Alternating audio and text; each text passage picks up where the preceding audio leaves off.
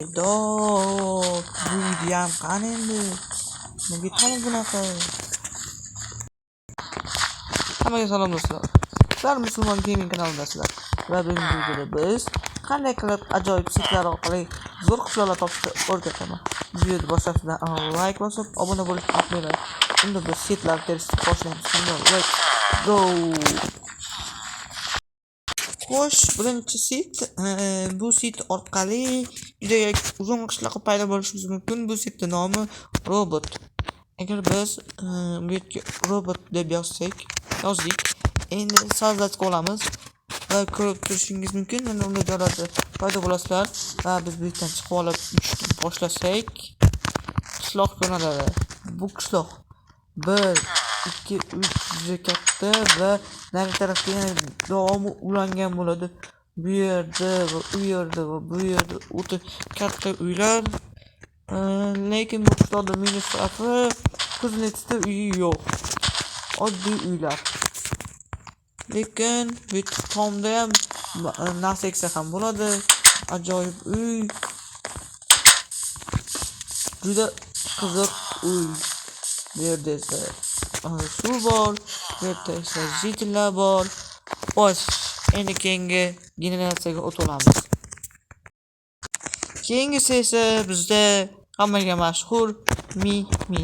Agar biz Mimi deb ko'rsak, bunda ko'pchilik o'ynaydi.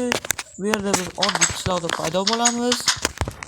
Lekin Mimida ko'pchilik bitta sirini bilmasligi mumkin. Hozir sizni o'rgatib o'taman. Buning uchun men tunda nafas olgan buni ichib olishim kerak. Va biz bu yerda o'sha suvni topamiz. Suv. Mana endi biz suv tagiga tushib olishimiz kerak.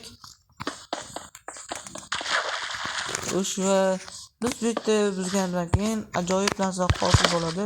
Ya'ni yashirin xona topib qolishimiz mumkin. Hozir nima haqida gapirayotganimni tushuntirib o'taman. Mana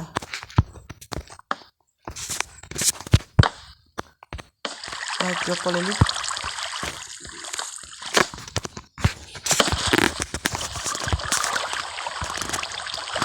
Xo'sh, mana u ajdarhoda topilgan qalasi bu yerda Mimida joylashgan. Bu yerda lekin biz topishimiz mumkin ajdarhoda qalasini topishimiz mumkin. Lekin baribir u yoqqa borganda endruzemchik kerak bo'ladi. Bizda esa endruzemchik yo'q. Shuning uchun biz u yoqqa bora olmaymiz. Xo'sh, navbat keyingi generatsiyaga, ya'ni keyingi chitimiz desak ham bo'ladi. Xo'sh, keyingi generatsiyamiz harflardan iborat. Bu yerda biz 955 deb yozsak, o'sha men videoda boshda ko'rsatgan joyimizda paydo bo'lishim kerak va bosamiz. Bosganimizdan keyin mana o'sha joy. O'sha qishloq juda katta. Bu yerdagi ko'p uylar qanaqadir spam bo'lishi noodatiy bo'lgan. Mana masalan deylik, mana bu uy boshqa uyda tepasida mana bu joyda spam bo'lgan. Juda g'alati va tushunarsiz. Bitta hatto bizga ikkita ham qamalib qo'ygan ekan. Bu daraxtlardan asli iborat. Bu yarimtalik eshik. Bu loydan iborat qanaqa juda g'alati. Bu esa vashi tepada paydo bo'lgan. Jitel turibdi bu yerda. Ajoyib. Bu yerda lesnisan nima keragi bor aytib bo'lgandan keyin. Bu yerda esa nima qilamiz qolgani yami yo'q. Mana vashi loydan iborat ekan.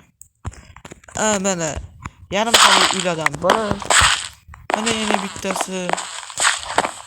Mana men videoda boshlagan joyim juda g'alati paydo bo'lgan, suvam bo'lgan uylar, bir-biriga to'g'ri ulanmagan, ulanib ketgan, g'alati bo'lib ketgan. Bu esa kuznetsda. Endi sizlar savol tug'ilmaydi, suvam bo'lganda bu yoqqa qanday chiqasizlar? Men ham shunaqa savol tug'ilganda, va men haligacha javobini topolmaganman. Xo'sh, ko'ramiz sandiqda nima bor ekan. Qilich bor ekan, temir.